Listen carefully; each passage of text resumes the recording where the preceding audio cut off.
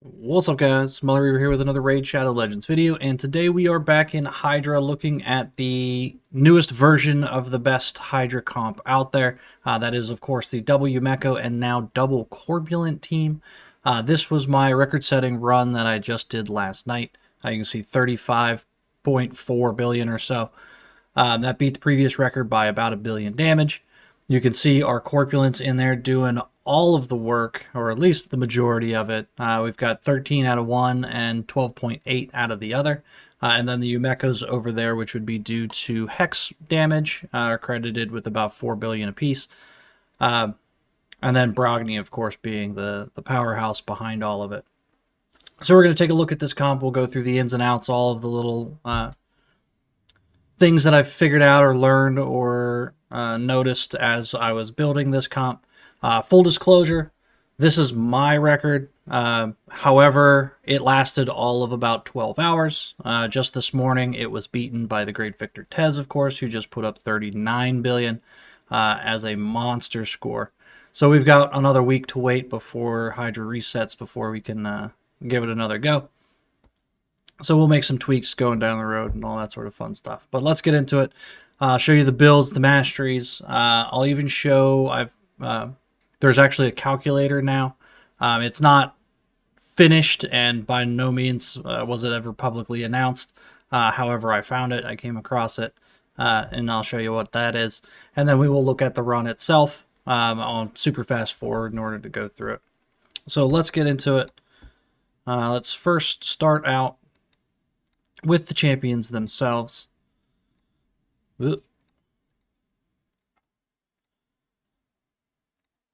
So as far as the builds themselves, let's start with the fastest champ. Our fastest champ is going to be Lanicus. Similar to the last tune that we were looking at with one Corpulent, she is still in a provoke set. For this rotation, it's actually not required. It was far more beneficial on the last rotation because the Poison Cloud would come out right away, so you can get an extra turn before she cleansed stuff like the decreased defense and weaken, which helped out Brogni. In this case, we don't have decreased defense and weaken. Also, that Poison Cloud is not in the rotation this time. So she does not need to be in provoke. It is more for down the road whenever the rotation changes. But anyway, provoke set. She is sitting at, with our Hydra bonuses, 330 speed, and again, she is the fastest in the tune. The other main point here is enough resistance because, assuming all goes well, she does become the mischief tank, and so you need a ton of resistance in order to not get 3%. Well, I mean, you're still going to get 3% occasionally, but not get more than 3%. So 530 resistance on her. Next up, we have our fastest Umeko. I do have mine in Cursed set. Cursed is incredibly important in this comp. It's not necessarily as important on her. It's more of a bonus on her because she does do the Hex out of her A2. However, with the ally attacks from Lanicus, they do their A1s on occasion, so if you can get any Hexes out in addition, it is always helpful there. So she is in Hex Cursed gear, but you do not, of course, need that. For her, she is sitting at 322 speed. Again, with enough resistance to stop mischief in case she gets targeted. Other than that, the rest of it doesn't matter a whole lot. Accuracy is kind of important because we do want to land the hexes. On any of the severed necks, it is far easier to land them. However, you do still have to do the resistance check against any of the actual heads themselves. Our second Umeko, actually, I guess we can look at masteries. Masteries are not terribly important. Lanicus, extra resistance, so we're going down for Unshakable. Also, actually, it doesn't really matter for her, but yeah, Unshakable. Same thing on actually both of the Umekos. We do have the extra chance for the Hex to extend an extra turn. The severed necks only last 2 turns, and the Hex gets cleansed whenever the heads get popped, so it doesn't make a huge difference either. It's just the extra resistance is always helpful. This one is in a shield set. I do find the shield set far more helpful than the divine sets on the Corpulents. One, because in the beginning champions start getting hit, and I've run into a bunch of times where my Corpulents would get their first shield knocked out because they would get hit by one of the heads somewhere. So a shield set allows you to just get a bigger shield up because you can focus more on HP there just to be helpful. So she is in a shield set, which is going to give everybody that second shield. She is sitting at 317 speed, again with enough resistance. You really want to aim for about 470 resistance or more, and then enough accuracy to land her hexes. For the Corpulents, we have our fastest Corpulent at 280 speed. Also with enough resistance, that is really all we care about here. You can see that he is in a curse set. Getting that hex debuff out is incredibly important because that's where a lot of the splash damage comes from. That's where, like on the screenshot I was showing before with the score, where how the Yumekos were putting up 4 billion damage, things like that, is because they were getting credit for that splash damage from the hex. So you get a ton of damage out of that, and it is incredibly important. Since we do not have any AoEs in this, you just kind of want to get hex on everybody you can. So actually both of my Corpulents are in cursed sets. So again, we had the one at 280. The second one is at 270 speed. And then again, enough resistance to not get their shields stolen. As far as masteries go, this is an interesting one I actually noticed as I was playing around with it. They both have the same masteries here, and you'll see that unlike the Yumekos and Landicus, we actually have a War Master down here on Corpulents. The reason being here is, again, we don't have that AoE hex, so we want every opportunity we have in order to place hex. Interestingly enough, War Master procs can proc the debuff from a set. So whenever a Corpulent goes into a new head that pops up, that first hit, of course, is going to one-shot the head and it's going to pop it. If hex procs on that first initial hit, it'll proc on the head, but then disappear as the head gets knocked out. So then the severed neck does not have the hex. If the hex procs on the War Master proc, because that is second damage, so the first damage, which is the on hit, actually pops the head. If that cursed procs on the War Master, you'll actually be able to apply cursed on the severed neck on that same hit. So now you don't have to go at that neck again, as that cursed is already up there. So kind of an interesting little thing. I don't know if they necessarily intended for that to happen. And obviously it is not common because it has to skip the first proc and proc on the second hit, or on the War Master damage, in order to actually land. But it does come in handy on occasion when it does work. Also, of course, rejuvenation, very important to increase the size of the shields that he's getting from Brogni there. And again, that is the same on both of them. And then the Man of the Hour, which is, of course, our Brogni, built as powerful as you can possibly build him. Mine is in lethal with Cruel. He is 290 speed. The specific reason why he is actually faster than both the Corpulents is on purpose, and I'll explain that whenever we look at the Hydra Calculator. But his speed is very specific. We got 5,400 attack, 385 crit damage. Of course, 70% crit rate because we are getting that increased crit rate from Landicus. And then we do have 14% ignore defense on top of the lethal set. We do also have 6-star Crushing Rend, which is huge. That's going to give us basically an extra Savage set in there. And then the biggest surprise that I had, and in this case it is because I am late to the party, and I am used to running this team on Demon Lord Clan Boss, where you're trying to get consistent growth on the A2. So I always use Flawless Execution, extra 20% crit damage. That is on every time you use the A2, is going to increase it. That is against one target for the Demon Lord, who has very little defense at it as is. So things like Helm Smasher never even came close to the amount of reliability and damage that you get out of the Flawless. That is completely different. In this, we now have 4 heads. We do not have decreased defense and weaken on this. So all of the extra damage helps. And Helm Smasher absolutely is the biggest factor here. I was running this comp without Helm Smasher, and I literally nearly doubled my damage with Helm Smasher. So a huge difference.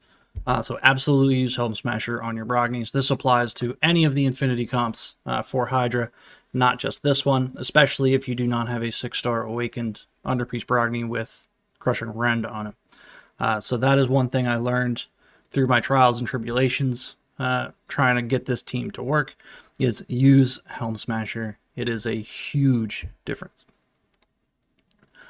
Other than that, I think that is actually all of the builds.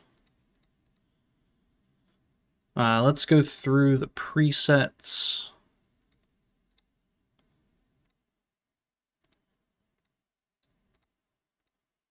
I'm going to go to Brutal because we haven't used the key, so it is this guy right here. So as far as the presets go, our Lanicus is going to go first. We are going to open with her A3 and then turn it off.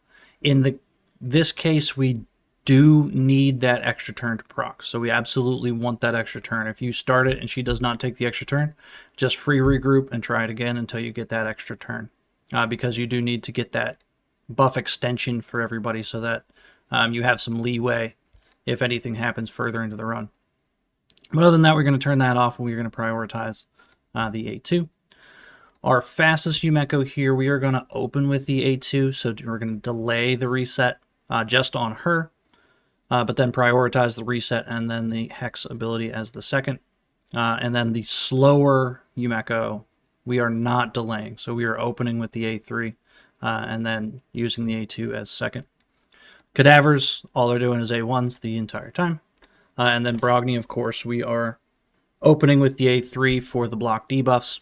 He's actually going to get the increased debuff or increased attack from Lanicus, but then this is where our second shield is coming from. And then we are just going to do the A2 the entire time. Brogni, of course, is going to be the first one that gets eaten. Whenever he does, all you need to do is reuse Lanicus's A3 and hope that you get the extra turn. If you do not get the extra turn, it's not a big deal. It just means you're going to be 1 stack less on the on everybody's buffs, which is fine because, again, back to the very first turn, we need that extra turn. That gives us the leeway as to where, whenever we reapply the increased crit rate and attack back on Brogni, that everybody's buffs are not going to fall off.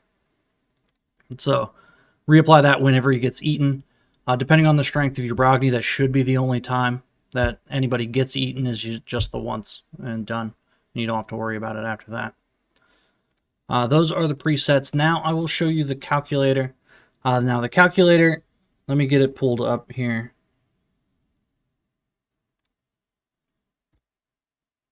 This is the Fire Knight calculator made by Callus and Scent. If you've heard of them from, I know Scent was on Hell Hades' channel and things like that before. Big brains in the game, a lot of theory crafting, and they've got some cool tools that they've created and stuff like that, including this one, which is originally the Fire Knight calculator. However, I noticed that up here in the corner, they added Hydra, which it helped me a ton in just being able to sort out the tune in itself. Because kind of going blind, trying to figure out speeds and things like that, because in this case, we're trying to make up for no increased speed because we're getting rid of Lanicus. So we would need to make everybody faster than the original tune that I had and things like that. So I ended up coming up with one. However, it was way faster than this existing one. And really overkill as far as the speeds that I figured out later whenever I came across this, that I didn't need to be nearly that fast. Also, the tune here, or the speeds, are incredibly tight. And you can change them a bunch of different ways. So you kind of just want to start with your builds, and if they're not exact speeds, or if you don't land exact speeds, pop it in here and do some adjusting just to see. So what you're looking at here is the rotation of everybody. Now, this says boss turn 1 because it is set up as far as for Fire Knight and things like that. For the Hydra Calculator, this is not going to tell you about how much damage you use or what, when the heads are going to pop or anything like that. This is, for me, I'm using it purely to get the turn order of our champions. The heads are going to pop up randomly. If you pop Mischief, your turn meters, or all their turn meters are going to decrease, so you can't really get a set tune just like Clan Boss, or like Demon Lord Clan Boss, where everybody does the same thing every time at the same time, and it just rotates over and over and over again until the end of the battle. In this, you are purely looking at your own champion's turn orders. So they're going through here, and eventually once we get into sync, you can see Brogni starts going first, and now, actually, I'll say that the boss turn orders is not, so this is boss turn 13. It is not actually boss turn 13. This is the 13th rotation where all 6 of my champions got a turn. So if sometimes in here, like my champions get double turns, so it's still within the same one, but Corpulent here being the last champion within this set to go. So that's what this is breaking it down by. It's not by boss turn, it is by full rotation of your own champions. And then you can also see down here that it is keeping track of the buff stacks. And this is helpful if you're trying to make your own tune. And I'll show you that.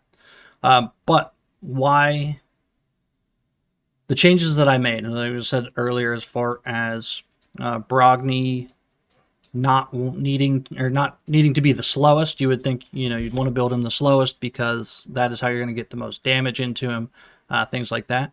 But having him here at 290 speed puts him, on the calculator as our first champion to go. However, what is most important is both of our cadavers down here are going first. So you can see the heads start popping up here, and then the cadavers get a turn. And what that means in the comp is they are going to have the opportunity to pop those heads before Brogni goes. Because obviously the damage Brogni does to a severed neck is far more than he's going to do to a head. So you want as many severed necks out there whenever Brogni takes his turn as possible, and that's going to be what gets you the most shield growth. So we've got Lanicus going sometimes because there's a head out, and then both the Corpulents, so they're going to be able to essentially make sure that all the heads are popped by the time Brogni gets his turn in order to get the most out of our shield growth. If we were to swap speeds, because I did actually have Brogni as the slowest, and he was down here in cadavers, or in the purple cadaver spot, you'd see, like, we would have one cadaver going before him, and then he would go, so there would still be heads up, and he was losing shield growth because we weren't killing all of the heads first. Also in that regard, whenever the heads do come up, you want to focus, like, Spirit, because Spirit is negative affinity to Brogni. You want to pop the Spirit heads first. That way, whenever he does get the A2, he's going to do the most damage to that neck. Versus like a Force neck, he can still weak hit, and you're not going to get that shield growth. So that's what I'm using the calculator here for. I will have the link for the calculator in the description below if you do want to check it out and play around with it. But that is what I'm using it for. And as far as the stacks goes, so you can actually see, so if we were to take this tune, and I'm just going to lower my speed of the last cadaver down to 250.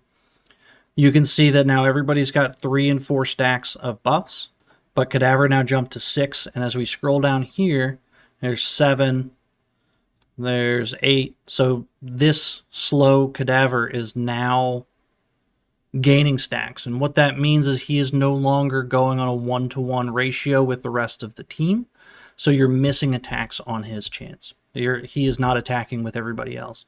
That is why they all need to be within a certain amount of speed together. Again, the tune itself changes. Also, if you were to change like one speed here, like if we make this 7, you can see now it is broken because the Lanicus is going to go in between the Umekos. So be very careful with the tune or the speeds that you're using. It is pretty exact. But I found this to be an incredibly helpful tool as I was going through this. It made getting the speeds and coming up with things to try a lot easier. So credit to Callus and Cent for this thing. It is pretty awesome. It is still a work in progress. I know he had said that he is not done with it. They're still working on it. It's not doing a lot of things that they wanted to do, things like that. But again, for my purposes of purely just looking at the turn order of my champions, it's amazing. I love it. So then for that, I think, well, I'm just going to get rid of that. I think that's going to be it. I'm going to play the recorded run from yesterday, which is that 35 billion run. We'll speed it up a bunch. We'll slow it down at the end. You can see whenever the Corpulents hit with the splash damage, they are doing nearly 160 million per hit of themselves. It is absolutely crazy. So thanks for hanging out. Enjoy the run.